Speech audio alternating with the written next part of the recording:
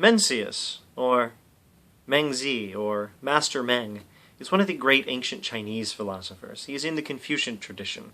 He is maybe the greatest philosopher in that tradition, after Confucius himself, of course. Now, the Mencius is a book bearing his name. It is a collection of sayings from and anecdotes about the master, in this case, Master Meng, whereas the Analects is about Master Kong, Confucius.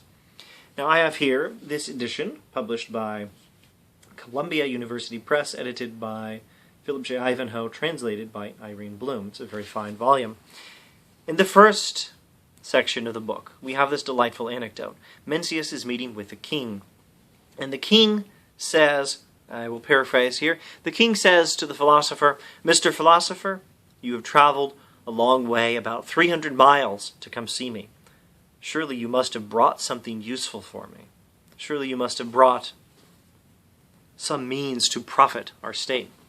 And Mencius replies, "Why must the king speak of profit? I have only teachings concerning humaneness and rightness." So the first thing he says is, I'm not bringing anything to profit the state. I'm only bringing what is morally right.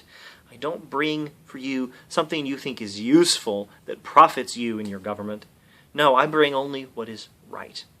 But observe what he says, what he continues to say. He says, if the king says, "How can I profit my state?" the officers will say, "How can I profit my house?" And the gentlemen and the common people will say, "How can I profit myself?" Those above and those below will compete with one another for profit, and the state will be imperiled. When profit is sought, when what we think is useful is sought, when things like money and power are sought, what will happen? There will be trouble. People will seek these things without regard to what is just. There will be rebellion, there will be strife, there will be conflict, there will be civil war perhaps, and you will not have a harmonious and you will not have a prosperous society. You should seek virtue first.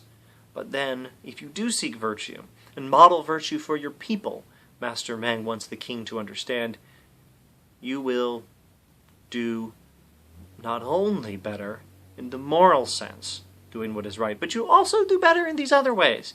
It will also actually profit your state.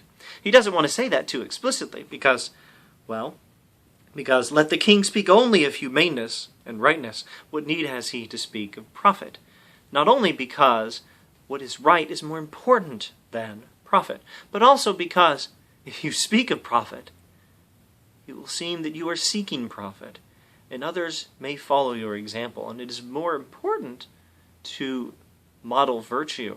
And one reason that's nice, not only because it's better, morally speaking, is that it is also more useful.